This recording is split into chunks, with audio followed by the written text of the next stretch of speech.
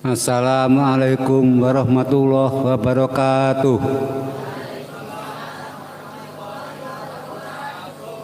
Bismillahirrahmanirrahim. Alhamdulillahillati atana bil wahidiyati rabbi fadlina. Walhamdulillahi sholatu wassalam alaika wal ali ya khairal anam. Rabbun karim wa anta dzu khulqin azim. Fas'alana indal karim. Ya Rabbana fi fadlika wasi' wa yassiri kama ardoka. Ya Rabbana Allahumma sholli salimi ala Muhammadin safi'il umami wal ali wa ja'al anama musri'in bil wahidiyatil rabbil alamin wasur wasakhiri jami'a khalqika ala qada khawaiji fi fadlika amma ba'du. Nyuwun sewu dumateng zaman Rama Kyai Haji Abdul Majid Ma'ruf Qaddasallahu Ridwan wal Mukarramah Ibunya Sofiah Majid Ummul Wahidin radhiyallahu anha yang kawula hormati lan kawula taati. Dumateng Abah Yai Anwar Soleh ingkang kawula hormati, dumateng Abah Kyai Masuri ingkang kawula hormati, dumateng Abah Kyai Ridwan selaku Sohil Bed dan ibunya Ridwan ingkang kawula hormati, para kiai, para alim ulama yang kami hormati, para tamu undangan yang kami hormati, panitia pelaksana acara halal bihalal dan silaturahmi yang kami hormati, adik-adikku, santriwan santriwati kang tak sayangi, serta anak-anak kanak-kanak santriwan santriwati Pondok Baru Wahdah Darussalam kang tak tresnani, para tamu undangan yang kami hormati. Pertama-tama saya Al-Fakir yang hina, perkenankanlah derek di belakang panjenengan sekalian untuk undaikan rasa takut kepada Subhanahu wa taala biqaulina alhamdulillahi rabbil alamin, yang mana atas segala nikmat-nikmatnya dari Allah Subhanahu wa taala yang telah diberikan kepada kita. Wabil khusus kita diberi kenikmatan dapat menghadiri acara di malam hari ini, yaitu acara halal bihalal dan silaturahmi yang dilakukan di Pondok Baru Wahdah Darussalam. Salawat dan salam yang seindah-indahnya, yang setepat-tepatnya, semoga Allah limpah ruahkan keharibaan junjungan kita, Shahihu Syafaat, penyelamat umat, baginda Kanjeng Nabi Muhammad sallallahu alaihi wasallam, wa ala alihi wa dzurriyyatihi wa sahbihi wa sa'il anbiya wal mursalin wal malaikati muqarrabin alaihi wasallam. Salam ikraman dengan penuh takdim, marilah kita haturkan dengan tulus ke para kekasih-kekasih Allah, para aulia-aulia Allah, para sultan aulia mulai awal hingga akhir, khususan khosoh hadza zaman Rama Kyai Haji Abdul Majid Ma'ruf Qaddasallahu Ridwan. Dengan harapan beliau-beliau yang kami sebut di atas berkenan memberikan jangkungan syafaat, tarbiyah, barokah, nasrah kepada kita semua. Jangkungan doa restu sehingga acara malam hari ini benar-benar membuahkan manfaat masalah fi dini wa dunya wal akhirah. Amin amin.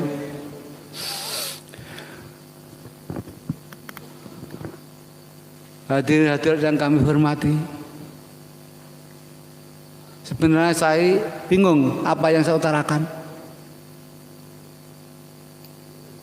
Saya bingung apa yang saya aturkan, karena saya merasa tersanjung, merasa bahagia atas penghormatan dari Sohibul Hajah, dari santriwan-santriwati yang mana menganggap seorang fakir ini, seorang al-fakir ini sebagai orang yang mampu. Tapi sebenarnya saya ada orang yang hina, al-fakir yang tidak mampu apa-apa. Kebetulan saya telah lahir dari darah daging beliau, Masyaallah. Untuk itu, mengenai soal-soal tentang apa-apa yang akan saya sampaikan, sekiranya tidak berkenan mulai awal hingga akhir, saya mohon maaf yang sebesar-besarnya. Di samping itu, saya ucapkan ribuan terima kasih khususnya kepada Sohibul Hajah, yaitu Kiai Ridwan beserta Ibu Nyai di sini selaku pendiri dan pengasuh pondok Darul Wahdah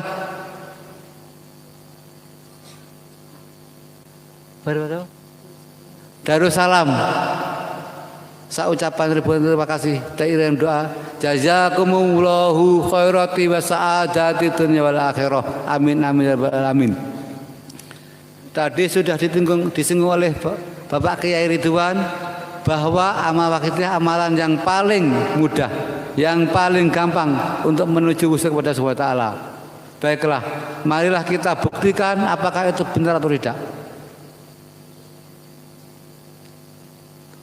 Amal wakidiyah sebagai amalan yang paling indah, yang paling dasar untuk menuju kepada Allah yang paling cepat. Untuk membuktikan benar atau tidak, marilah kita lihat dulu apa yang dimaksud salat wakidiyah. Nama itu dari mana dan amal wakidiyah diambil dari mana? Kita merujuk kepada beliau sang mu'alif mengenai sejarah terciptanya sholat wakidiyah. Sekitar tahun 1961 itu beliau mimpi ketemu Kanjeng Nabi Shallallahu Alaihi Wasallam. Kemudian beliau disuruh membenahi umat. Saat itu umat masyarakat sedang mengalami dekadensi moral, kebejatan, dan pada waktu itu kalau nggak salah dikatakan jahiliyah modern. Jahiliyah modern, jahiliyah yang sudah modern, sesuai dengan perkembangan ilmu pengetahuan. Beliau tidak sanggup karena beliau merasa tidak mampu. Beberapa bulan kemudian ditemui lagi secara gaib oleh Kanjeng Nabi Muhammad SAW.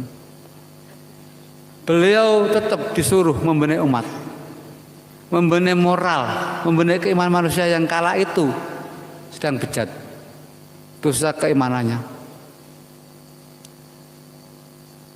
Di akhir cerita, di awal tahun 63 beliau ditemui lagi. Ini agak dipaksa dan diancam. Kalau tidak mau membenahi umat, membenahi moral, membenahi keimanan manusia, beliau disuruh menanggung dosa-dosa semua umat yang bejat itu. Seketika itu beliau demam, saking takutnya. Beliau bingung apa yang harus beliau lakukan.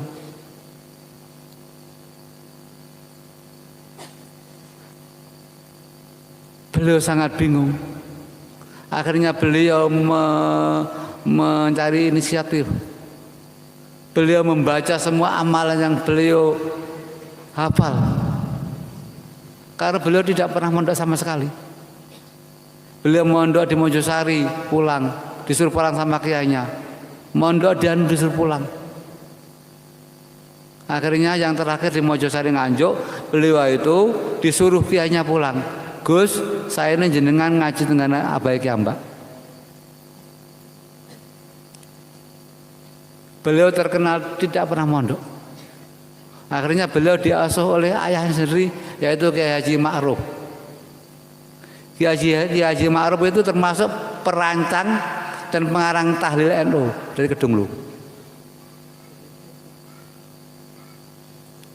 Walhasil beliau setiap malam pakai sepeda pancal, naik sepeda pancal, sepeda ontel. Tangan yang kanan dimasukkan ke saku sambil membawa tasbih. Tangan yang di kiri memegang setir.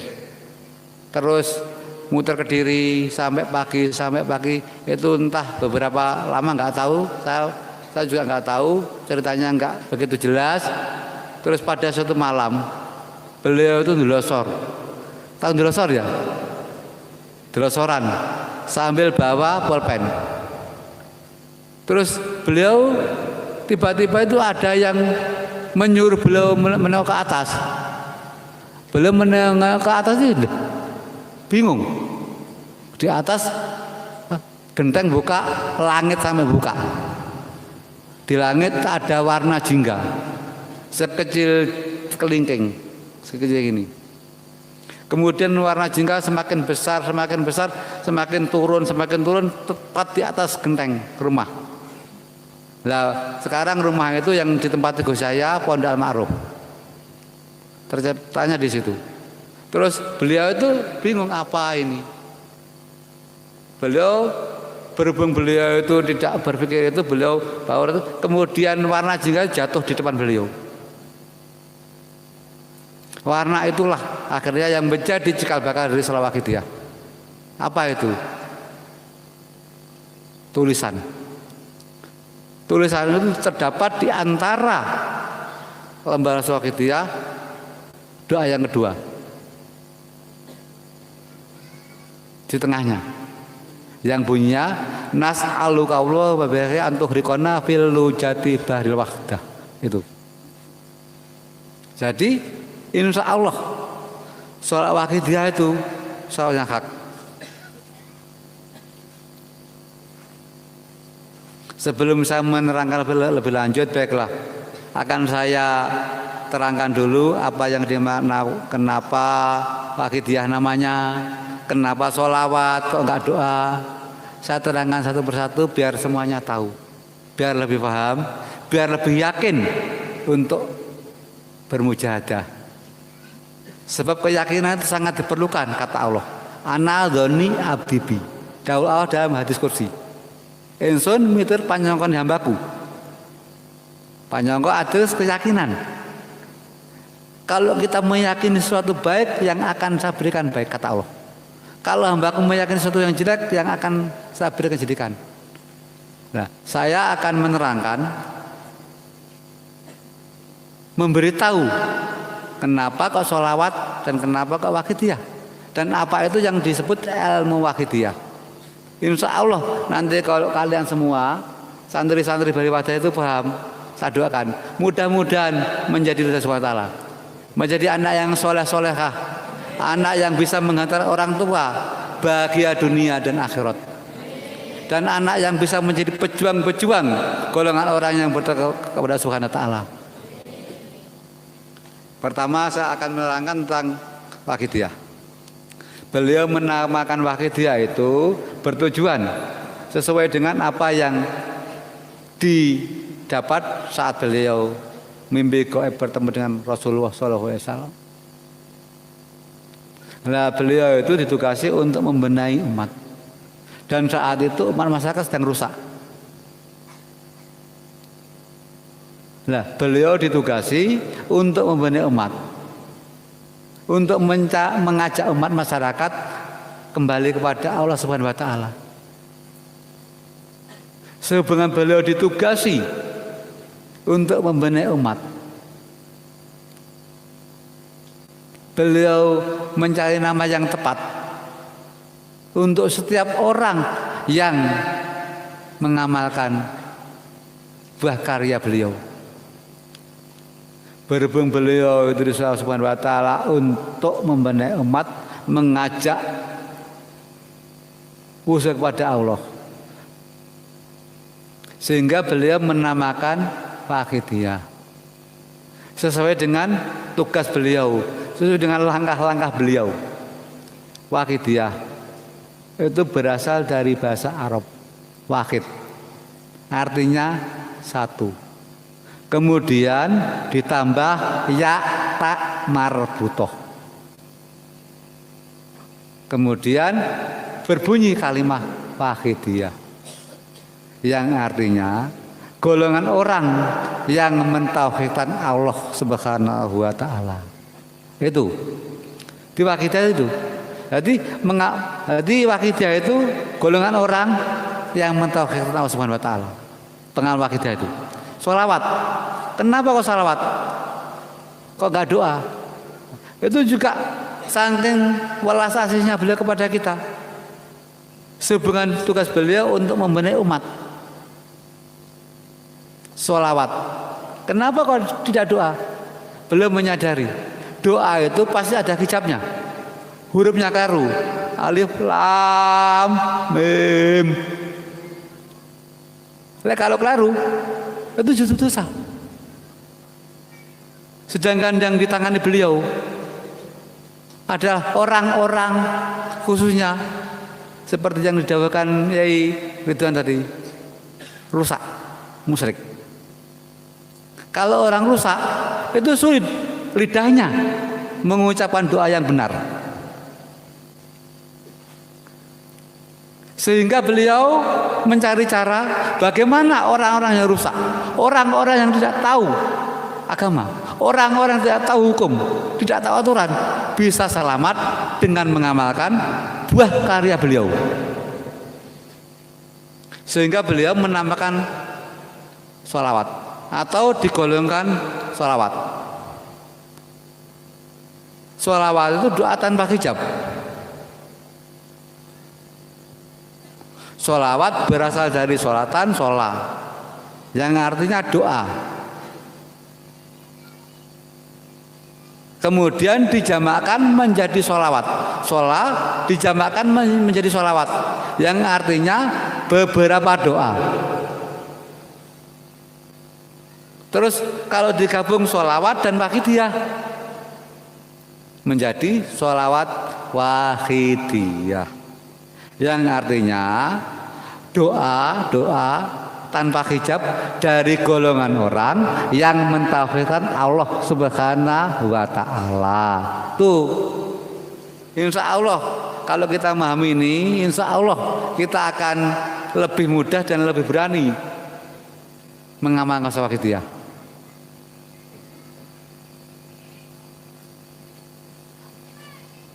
Terus sholawat sendiri ada berapa jenis? Kalau macamnya ribuan. Sholawat insya Allah ada 5 jenis. Yang pertama, sholawat Allah kepada Nabi,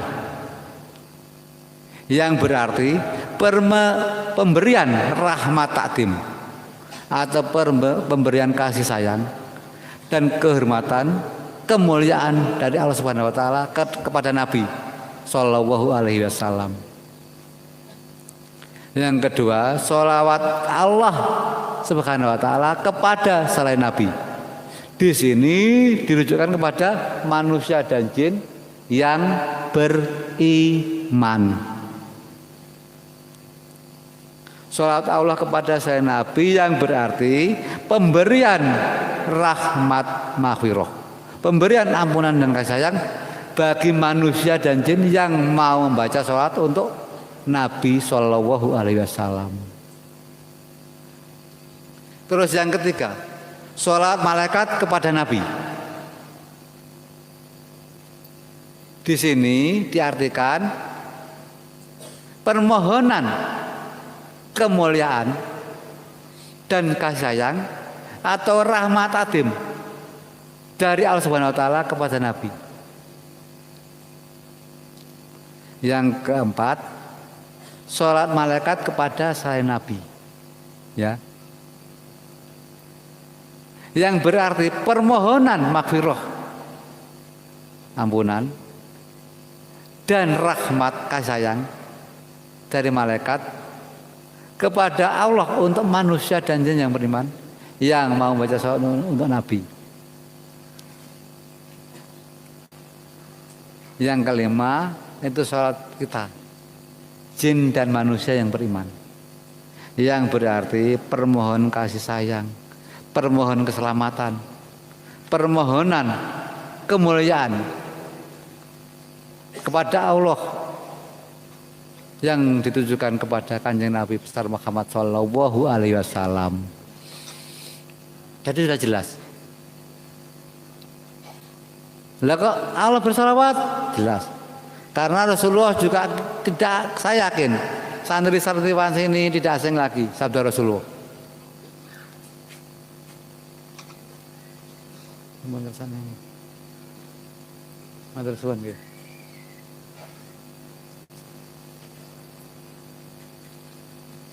Pasti tidak asing dawuh Rasulullah.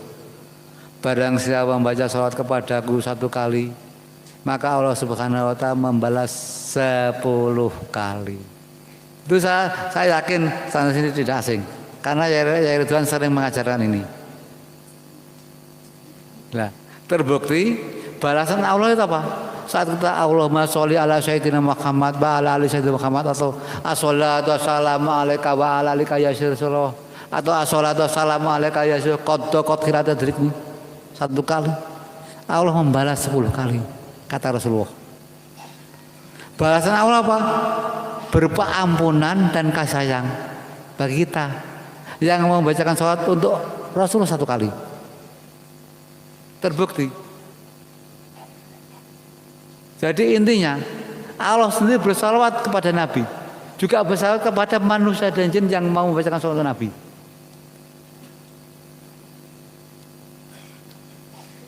Oleh karenalah beliau Mbah Yai Maaf Sawakidiyah hada zaman memberi kemudahan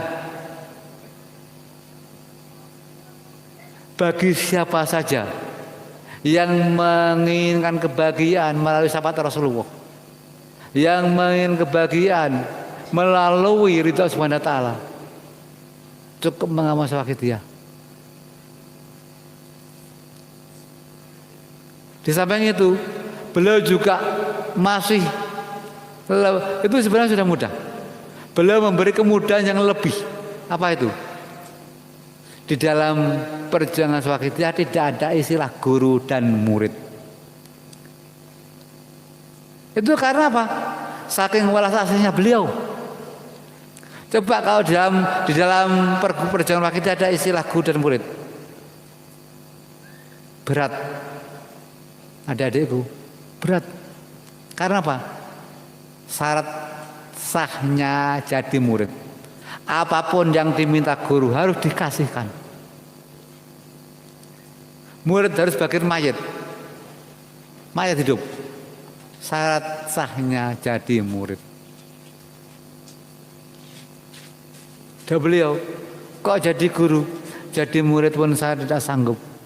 Karena guru harus mengantarkan soal kepada Subhanahu wa taala dan tanggung jawab dunia akhirat.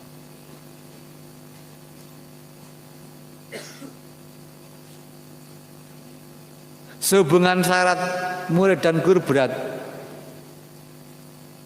Di sisi lain beliau ditugasi untuk membenahi umat. Beliau membuat kemudahan agar orang-orang yang seperti diceritakan Yai Ridwan tadi, yaitu para musyriki, orang-orang yang bodoh, orang-orang yang bisa mengamalkan dan bisa mendapat ampunan Subhanahu wa taala, maka beliau mengistilahkan guru, pengamal dan mu'alif. Terus syaratnya apa? Asal mau kan gitu. Jadi beliau memberi kemudahan. Syaratnya apa? Asal mau.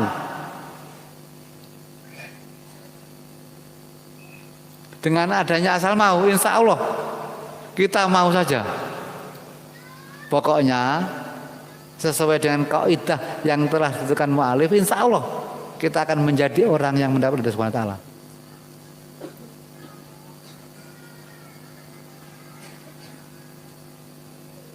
Bahkan tidak diminta syarat apa, asal mau.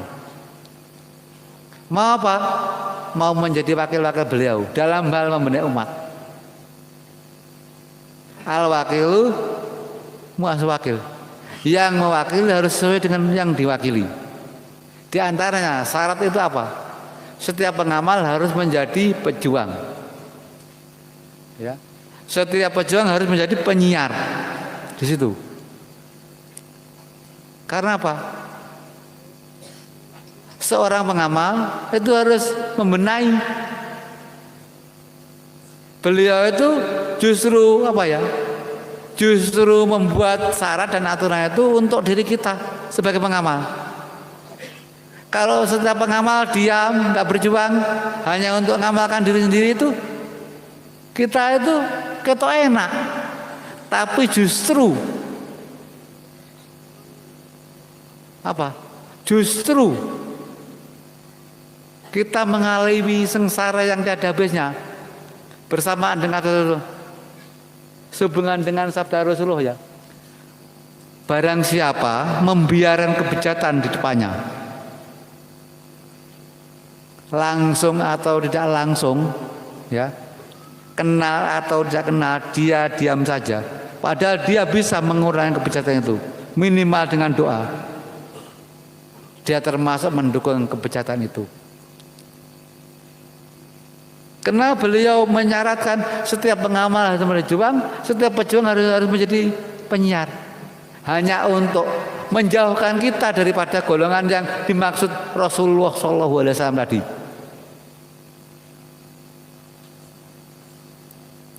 Alangkah indahnya, alangkah bahagianya jika kita mengikuti apa yang telah ditentukan beliau. Itu yang pertama. Yang kedua, beliau tidak mewajibkan setiap pengamal menjadi anggota organisasi. Tidak mewajibkan itu. Atau dalam suatu wadah. Yang jelas sehubungan dengan dahulu beliau. Waktu itu kubro terakhir sebelum beliau kondur secara lahiriah. Di dalam kubro wada beliau dawuh, nyuwun sewu sholawatidiyah kula ijazahkan dumateng panjenengan sekalian. Ya. Panjenengan sekalian boleh mengijazahkan kepada orang lain mutlak tanpa izin siapapun. Seandainya panjenengan sekalian nemu akan lembaran wakidiyah dumateng tong sampah, panjenengan amalkan sah mawon tanpa izin siapapun. Berarti kita mengamalkan wakidiyah tanpa ikut siapapun atau ikut siapapun tidak masalah.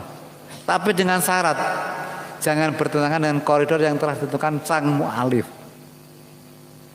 Berat. Ya. Kalau kita bertentangan dengan apa yang ditentukan sang mu'alif, berat. Karena apa? Karena bimbingan rohani beliau. Jadi bimbingan rohani beliau itu tergantung kecil besarnya makabah kita terhadap beliau. Otomatis orang bermakabah, orang bercinta, menyintai beliau tidak mungkin melawan kaidah beliau.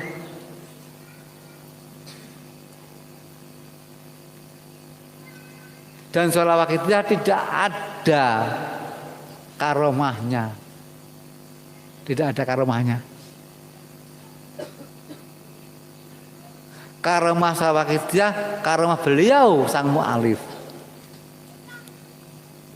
Kalau kita mengamalkan sholawat kita, Allahumma ya wahidu ya ahad, ya wajidu ya jawad, itu kita menyadari atau tidak, kita akui atau tidak, secara otomatis kita sudah berhadapan dengan beliau sang mu'alif. Secara batiniah di depan kita.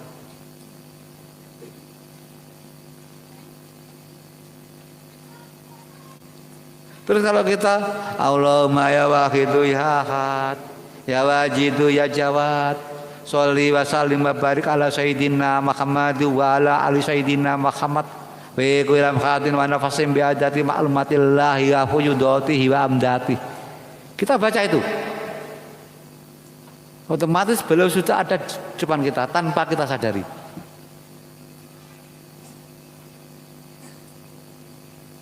Terus kalau kita saat itu batin kita benar-benar tadzalul menghadap beliau, sak bejo-bejone awake dhewe adik-adikku. Bimbingan langsung datang ke dalam dada kita. Karena beliau musilatin lil hadrati aliyah. Beliau musilatin lil hadrati aliyah. Apa itu? Beliau mampu menghantarkan kita dengan sinar rohnya kepada Allah Subhanahu wa taala. Musilatin lil hadrati aliyah, yaitu radiasi batiniah sinar roh yang menghantarkan kita menghadap maluhur Tuhan kita. Nah itu. Tapi kalau kita maaf, sekali lagi saya maaf, tidak ada maksud untuk mengatakan menjelekkan orang lain. Sekali lagi saya mohon maaf, saya Al-Fakir. Demi Allah tidak ada tujuan untuk menghasut atau menjatuhkan orang lain. Satu contoh. Kita Allahumma ya waqitu ya ahad, ya wajidu ya jawad. Bayi ada di depan kita. Terus hati kita kepadanya lain. Maka apa yang kita baca tidak ada manfaatnya. Karena sholawat kita bukanlah sholawat biasa. Sholawat kita bukanlah sholawat yang ada. Apa tadi? Yang ada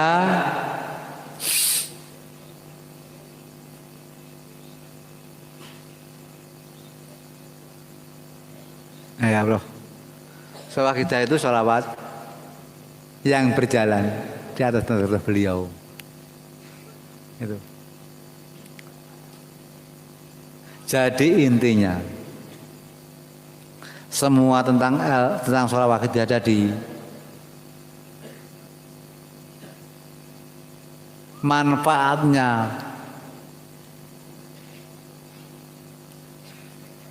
banyak atau tidaknya tergantung mahabbah kita kepada beliau sang mu'alif. Mu'alif al-mahabbatu antaba khalaqa fil mahbub wal mahabbatu ila rohi wahidin. Dah beliau itu al-mahabbatu antaba khalaqa fil mahbub, cinta sempurna apabila dia telah lebur pada yang ia cintai. Bahkan beliau menggambarkan kalau kita mencintai orang yang kita yakini, itu suatu contoh. Kita ada di Lampung, ya kan? Orang yang kita yakini bahaya ada di Kediri, kita selalu merasa ada di samping kita. Itulah cinta sejati. Kalau hal itu sampai terjadi dalam hati kita, saya jamin kita akan bahagia dunia akhirat. Karena cinta itulah yang menjadikan hati kita ada rohnya wahidiyah, rohnya golongan orang yang mentauhidkan Allah Subhanahu wa taala dalam hati kita. Wal mahabbatu ila rohi wahidin. Dah beliau.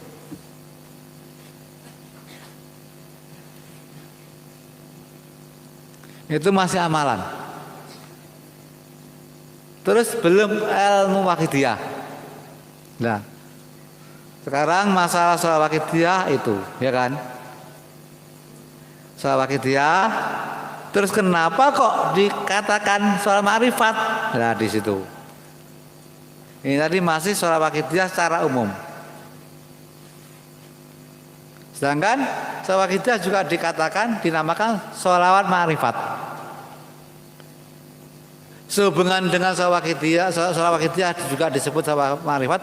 Beliau Mbah pernah mendahulukan semenjak bumi diciptakan sampai sekarang tidak ada ilmu yang seperti ilmu wahidiyah. Apa itu?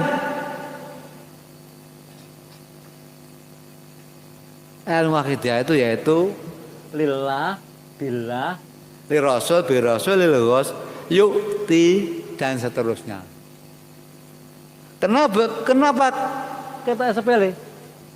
Padahal itu semenjak bumi diciptakan sampai sekarang Belum ada ilmu seperti itu. Bahkan semenjak Islam lahir, semenjak Quran diberikan oleh Allah SWT kepada Kanjeng Nabi Muhammad SAW, tidak ada kuncinya.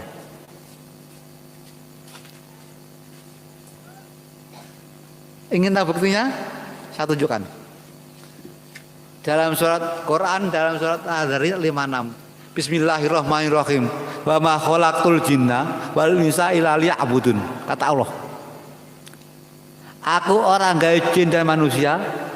Aku orang gawe jin dan manusia kejaba ibadah marang aku.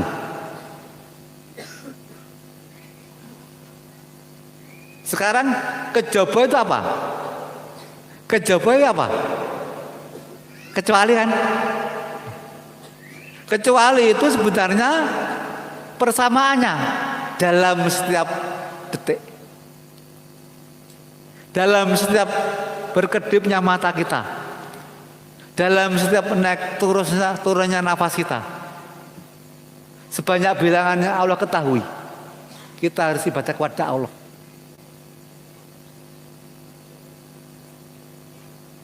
Mungkinkah itu kita sebagai manusia hidup, apakah kita tidak kerja, tidak makan, tidak tidur, tidak mandi?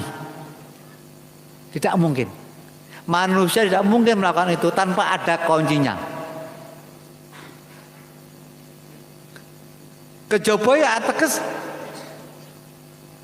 setiap berkedipnya mata, setiap naik turunnya nafas, sebanyak bilangan yang aku tahu, kita harus beribadah tanpa satu pun terlewati.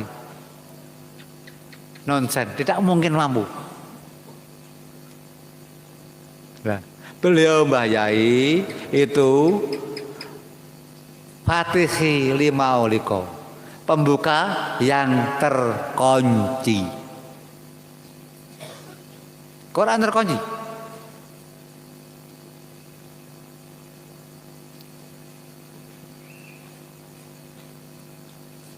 Beliau menciptakan kuncinya. Apa? Lillah, billah, lirasul birasul, lilghos bilghos. Tapi di sini lilghos itu bukan kunci atau lilghos. Lilghos itu lilghos itu kita mengikuti meyakini Mbah Yai, mengikuti keinginan Mbah Yai. Bilghos jasa Allah. Di sini kuncinya lillah, billah, lirasul birasul itu kunci. Sekarang kita sudah mengenali lillah itu apa, billah itu apa, lirasul itu apa, birasul itu apa. Sekarang kita merujuk kepada surat Al-Zariyat yang kami sebutkan tadi. Kata Allah, aku orang gajin lah manungsa kejaba ibadah marang aku. Nah, terus ibadah itu oleh beliau dipecah jadi dua. Yang pertama ke atas vertikal, qablu minallah. Yang kedua horizontal. Ya. Horizontal itu menyebar. Qablu minas. Lah, qablu minas sudah jelas. Ya, terus qablu minas, sebenarnya kita manusia hidup perlu makan, perlu minum, perlu tidur dari situ. Kita makan, kita niati ibadah, termasuk ibadah. Kita tidur, kita belajar, termasuk ibadah. Lah itu kunci. Kalau kita mengenal ilmu kita, otomatis insya Allah saya yakin, hakul yakin bisa melaksanakan Quran dalam kehidupan sehari-hari, tidak hanya dibaca, tidak hanya menjadi munafik. Tuh. Di samping itu, di samping ilmu akidah sebagai Fatihi lima uliko Al-Quran, juga sebagai pembuktikan dua syahadat, yang mana sebagai syarat sahnya menjadi Islam, syarat sahnya menjadi iman. Sekarang setiap hari kita sholat baca syahadat berapa kali? asyhadu alla ilaha illallah. Berapa kali? Tapi sudahkah kita memanifestasikan sholat syahadat itu? Sudahkah kita membuktikan daripada syahadat dalam kehidupan sehari-hari? Tidak mungkin kalau itu kita tidak paham. Syahadat asyhadu alla ilaha illallah. Saya bersaksi tidak ada Tuhan yang kami sembah selain Allah. Itu. Masa hanya itu saja? Bagaimana pembuktiannya?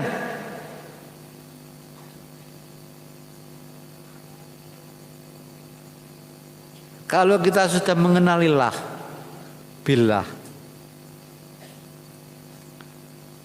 dalam segala gerak-gerik kita, yang baik saja kita ini ibadah, baik qabla minallah maupun qabla minannas, itu sudah pasti pengeterapan daripada itu.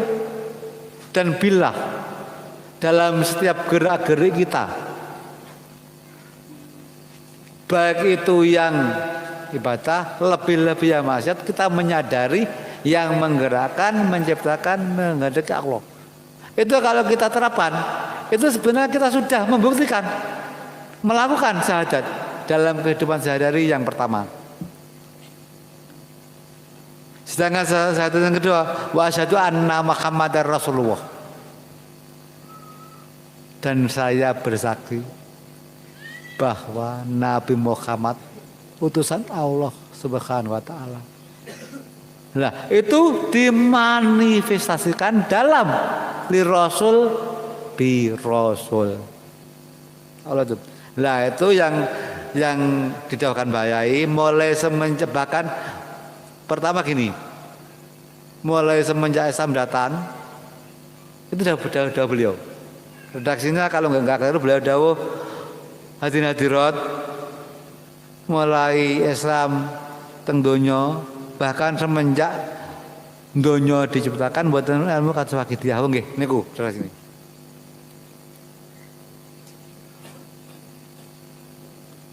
Terus billah sendiri, kalau kita lebih ingin tahu, saya jelaskan. Billah itu secara redaksi, ya billah kan ajaran lillah billah, lirasul birasul, lilghos bilghos.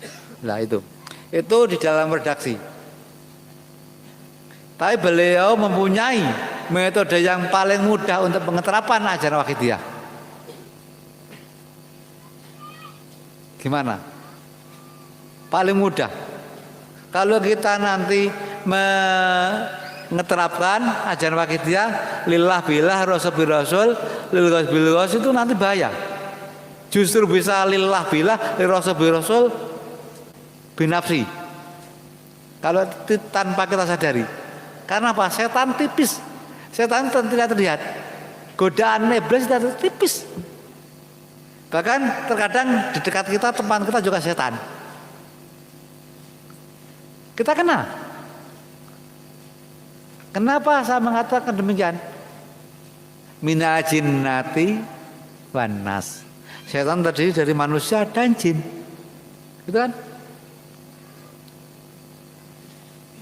Kalau kita mengeterapkan sesuai dengan petunjuk beliau, insya Allah, saya yakin apa yang dicita-citakan Kiai Ridwan akan terlaksana. Menjadi santriwan-santriwati yang soleh-solehah, yang bisa membahagiakan orang tuanya dunia akhirat, khususnya ibu mereka yang melahirkan, dan menjadi tulang punggung di masa perjuangan akan datang. Karena apa?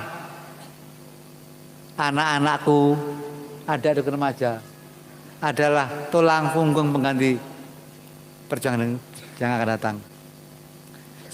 Remaja saat ini adalah pengganti bapak-bapak di masa akan datang. Pengganti bapak-bapak di masa akan datang. Kalau remajanya seperti apa yang dikehendaki Allah, insya Allah nanti perjuangan akan datang, akan tiba masa keemasannya dalam golongan mengesahkan SWT. Itu. Terus petunjuk beliau dalam hal pengeterapan dijadikan satu, niat. Niat pasti ada aku, ensun. Niat, kue niat. Nah, ini ensun. Jadi kalau niat ada ensun aku. Tapi kalau nggak ada ensun, siapa yang niat kan gitu? Nah, lillah. Niat ensun, ya ilah toh. Niat ensun. Ini tidak terpancang atau ranah qablun min Allah, ranah qablun min anas, tidak ada bedanya. Insun salat, insun mam, dari perintah Allah Taala. Insun salat, insun mam, dari sunnah Rasulullah. Insun salat, insun mam, dari bimbingan Rasul zaman. Itu lebih mudah caranya. Itu petunjuk yang diberikan beliau kepada, insya Allah ada itu aja, nggak berusaha sebutan siapa seperti itu. Kemudian dasar itu menyadari. Setelah insun kemudian bil dasar, artinya jasa. Setelah insun sholat, insun mam, insun turu, insun rabi sing pengen rabi, insun pengen belajar, insun sembarang pokoknya insun lah. Dari perintah sunnah Rasulullah, dari zaman laki bil jasa. Insun mam dari perintah sunnah, insun mam dari sunnah Rasulullah, insun mam dari zaman mergo jasa Rasulullah. Setelah lillah, lil Rasul, lil Ghos, kemudian bil Rasul. Ya. Insun mam dari Subhanahu wa taala, insun mam dari sunnah Rasulullah, insun mam dari bimbingan zaman, lan insun ison niatnya mergo jasane Rasulullah. Meduk ning gone Ghos, jasane zaman. Bar kuwi baru dadi blek dadi billah. Kabeh ngene iki sing gawe sing gerane sing menghendek Allah.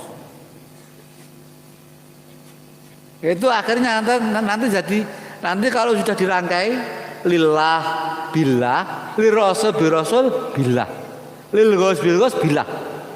Jadi adanya kita bisa lil rasul bil rasul yang menjadikan bisa siapa? Kan Allah, ya kan?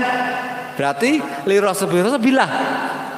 Kita bisa lil rasul, bisa bil rasul karena yang menciptakan menggerakkan Allah setelah itu.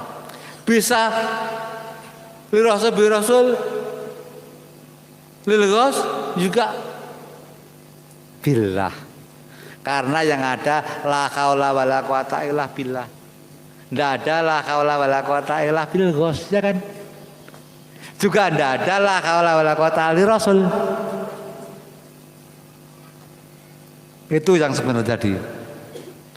Makanya beliau di samping disebut Fatihil wal khotimi lima sabako, yang artinya penutup para sultan alia yang terdahulu. Terbukti dengan wiritannya. Wali jami mana lebih hadis sholawat kita wa man ana alaiya ila yaumil qiyamah.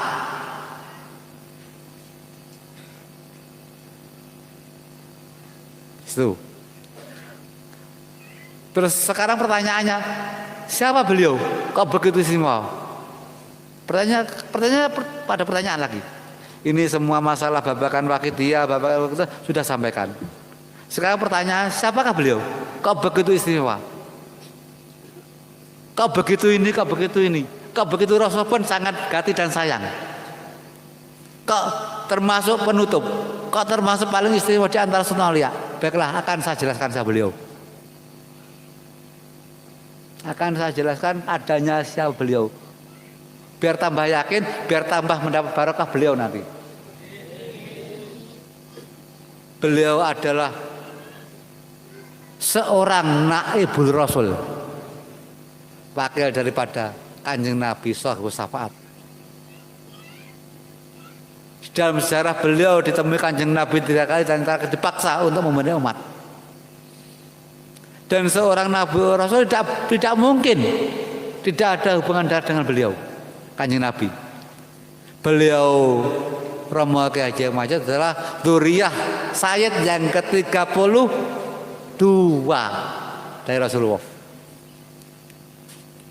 Sedangkan Bayi Ma'ruf ke-31 kalau nggak keliru dari Sayyidina Hasan.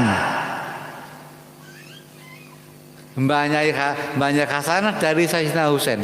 Kemudian menikah, lahirlah seorang arif billah kamil, yaitu Mbah Yai Majid Qaddasallahu Baradu'an. Dzurriyyah Kanjeng Nabi yang ke-33 itu beliau.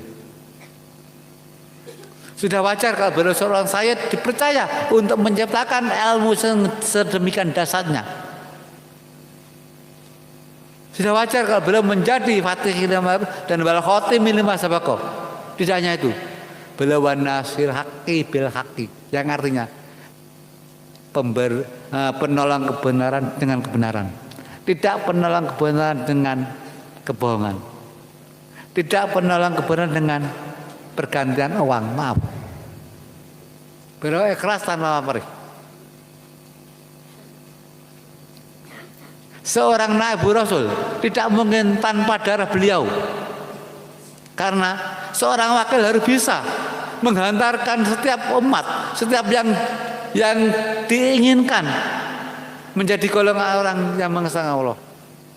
Tidak mungkin seorang nabi rasul tidak mampu menghantarkan pengikutnya tanpa menyentuh menghadap Allah Subhanahu wa taala.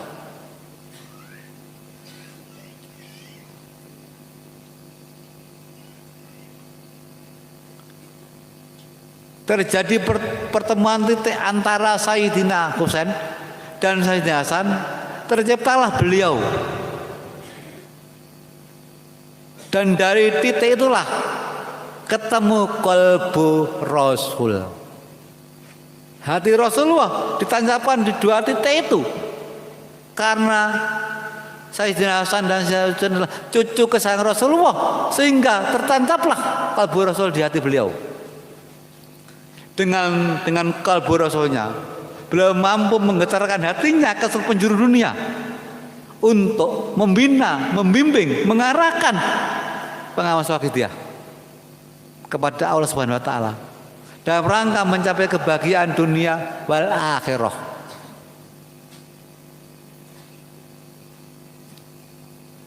Terus alatnya apa? Alatnya sholawat wakidiyah dan ajarannya. Terus bagaimana kronologi ya? Kok bisa sholawat wakidiyah dan ajarannya menjadi tangan beliau, menjadi alat beliau? Lah, bisa. Karena seorang mujadid itu pasti Shahibul Waqidin. Beliau seorang Shahibul Waqidin, penalim sholawat wakidiyah.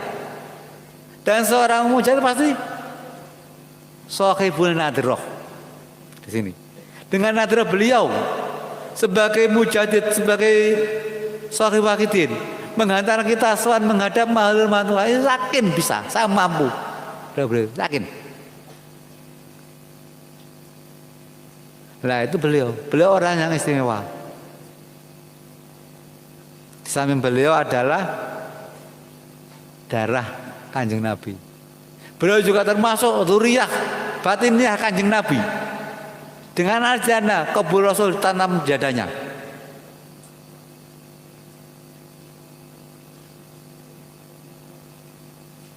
Jadi beliau itu orang yang paling istimewa di saat ini.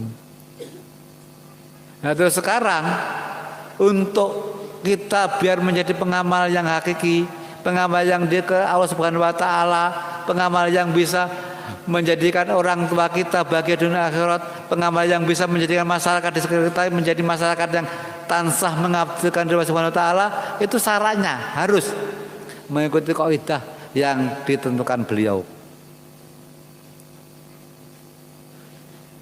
Bahaya kalau kita tidak mengikuti kaidah yang ditentukan beliau, bahaya. Dianggap kita berpaling dengan seorang aribillah kamil mukamil. Seorang kamil sempurna mukamil bisa menyempurnakan orang lain.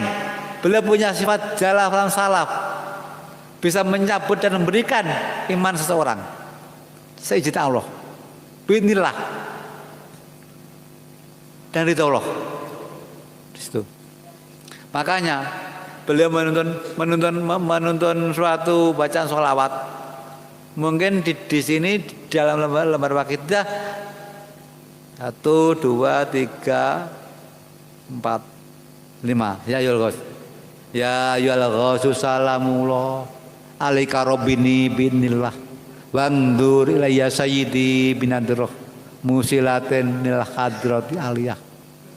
Nah, itu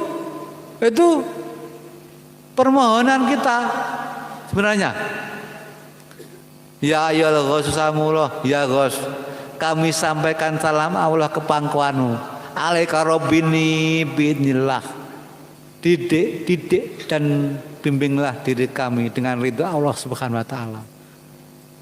Wangdur ilayya sayyidi binadroh. Pancarilah batinah kami dengan sinar rohmu. Musilatin lil hadrati aliyah. Nggih menika radiasi batinnya ingkang menghantarkan saya menghadap maluhur Tuhan saya. Beliau itu sebenarnya sholawat itu, amal itu sebenarnya cara beliau menuntun kita untuk tansah bermohon bimbingan, didikan dengan ridha Allah Subhanahu wa taala. Mohon radiasi batiniah agar kita diantar manusia kepada Allah.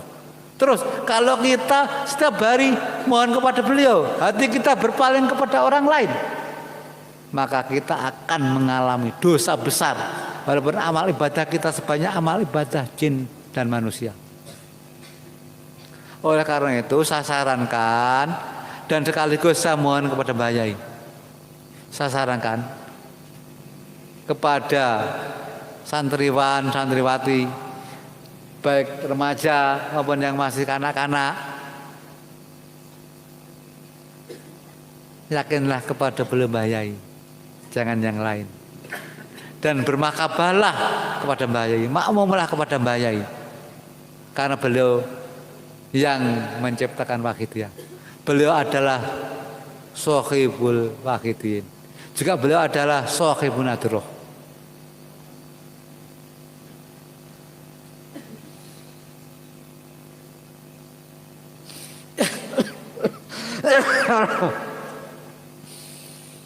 Hadirin-hadirin yang kami hormati, santriwan, santriwati, khususnya sing cek urung dosa cah cilik-cilik iki, Mbah Yai sering dawuh, bocah-bocah sing urung balik sering-sering ndongakno wong tuamu. Mereka dongamu dirungokno Allah Subhanahu wa taala. Ndonga nek nggone wong nggone Allah. Lek iso meneng-meneng ya ndonga, aja enek waktu luang. Kaya sing didhawuhne Yai Ridwan mau. Lek iso aja enek waktu luang. Setiap waktu digunakan untuk memohon kepada Subhanahu wa taala, khususnya memohon untuk diri kita, untuk orang tua kita. Biar mereka diberi kebahagiaan di akhirah. Khususnya bocah-bocah sing urung balik.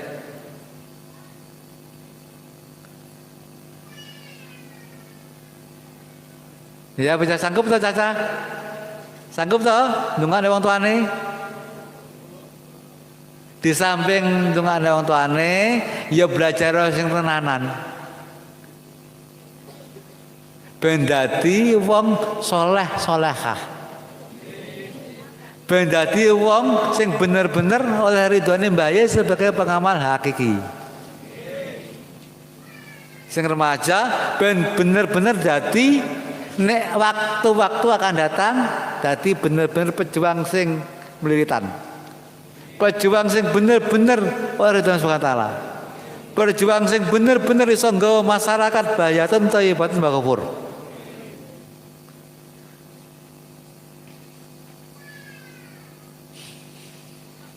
Alhamdulillah.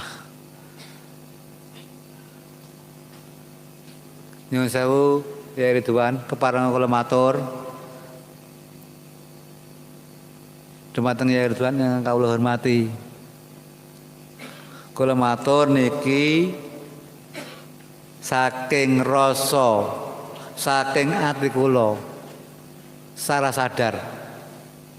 Yang pertama, kula aturaken matur suwun sanget.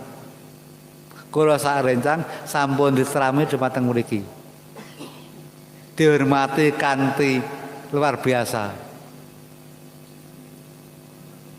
Kula aturaken jazakumullahu khairati wa sa'adati dunya wal akhirah.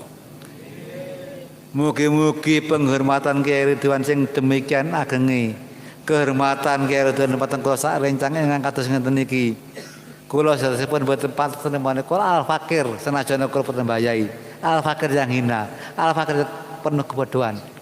Pramila sepindah malih kula aturaken matur suwun sanget. Kula maki rencang-rencang kusipun keluarga kedung lu sepindah malih. Jazakumullahu khairati wa sa'adatin wal akhirah. Di samping niku kula doaken, kula suwun mbayai. Mugi-mugi pondok mriki dados pondok ingkang paling istimewa dumateng tanah Lampung.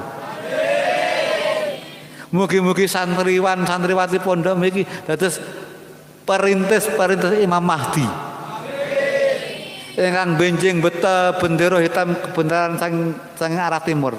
Ingkang badhe diserahkan dumateng Bani Tamim sebagai pengikut Imam Mahdi. Amin. Lan kula sak rencang al-fakir mesti wonten salah ingkang kathah. Amargi kula mboten ngerti unggah-ungguh, kula bodoh dan sebagainya, kula sak rencang nyuwun. Pinten-pinten kalapaten punten selama datang mriki. Nggih monggo yang terakhir sami-sami mujahadah nyuwun dengan Subhanahu wa taala, nyuwun dengan Kanjeng Nabi, Kanjeng Bayai kanthi perasaan tadallu merendah diri ingkang paling penting berlumuran dosa.